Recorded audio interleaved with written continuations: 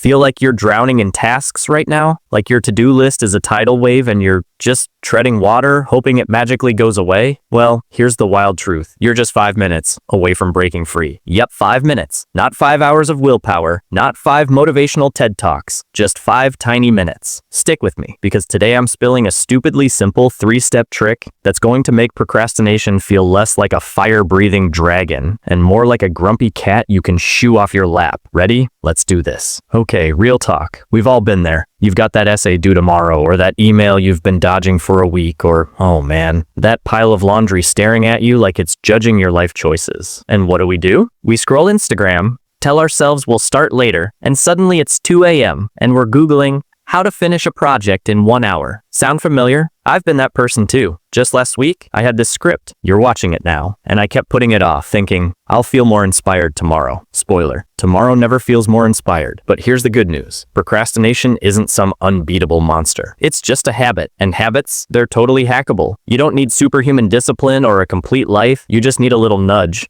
And I've got one for you. So what's the plan? Today, I'm walking you through a 3-step method that anyone, yes, even you, the I'll do it later champion, can start right now. We're talking tiny actions, a dash of fun, and a reward that'll make you feel like a productivity rock star. Step 1, we pick something so small you can't say no. Step 2, we turn it into a game you'll actually want to play. And step 3, we celebrate like you just won the lottery, even if all you did was write 1 sentence. By the end of this video, you'll have a tool you can use today, tomorrow, or whenever that procrastination gremlin creeps back in. Curious how this works? Let's break it down. First, pick one tiny task. I mean tiny. Not write a 10-page essay or clean the entire house. We're talking write 1 sentence, or put 1 dish in the sink, or even organize your desk for 60 seconds. Why so small? Because the second your brain sees a giant task, it hits the panic button and runs for the hills. Ever notice how I'll just check my phone real quick turns into an hour-long TikTok spiral? That's your brain avoiding the overwhelm. But when you shrink it down, like ridiculously small, it's like sneaking past the bouncer at the procrastination club. Your brain goes, oh, 1 sentence? Psh, I can handle that. And boom, you're in. Here's a real-life example. The other day, I had to email a friend about a project. I'd been avoiding it for days and days. It felt like this huge looming thing. So I told myself, just open the laptop and type hi. That's it.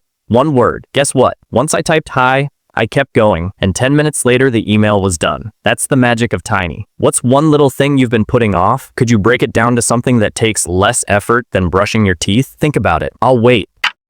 Alright, step 2. Set a loud, fun timer for 5 minutes and race it. This is where we turn work into play, and trust me, it's a game changer. Grab your phone, pick a timer sound that's ridiculous, maybe a rooster crowing or that goofy air horn noise, and give yourself just 5 minutes to tackle that tiny task. Why 5? Because it's short enough to trick your brain into starting, but long enough to get some actual momentum. Plus, racing the clock makes it feel like you're on a mission. Who doesn't love a little adrenaline kick? Let me paint the picture. I tried this with my desk last week. It was chaos coffee mugs, random sticky notes, a pen I'm pretty sure I stole from a bank. I set my timer to this funky disco beat, hit start, and went nuts for 5 minutes. I was laughing at how silly it felt, but when that timer blared, half my desk was clear and I was pumped. Did I stop there? Nope. I kept going for another 5 because I was on a roll. Ever tried turning a boring task into a speed challenge? What would you pick? Folding laundry to a banger playlist or answering 1 email before the buzzer? It's weirdly addictive. Now, step 3. Celebrate the win. I don't care if all you did was stack 3 books or send 1 text,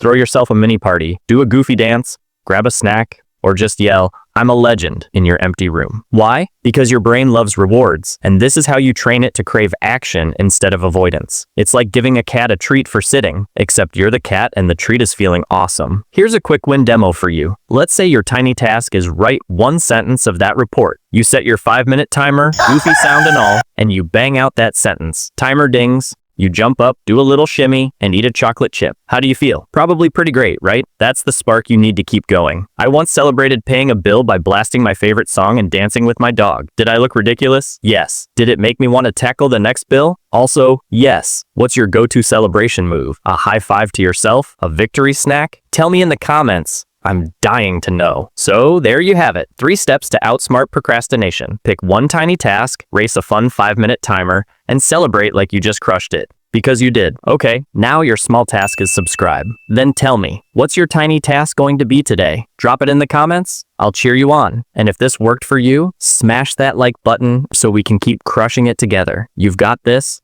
I believe in you.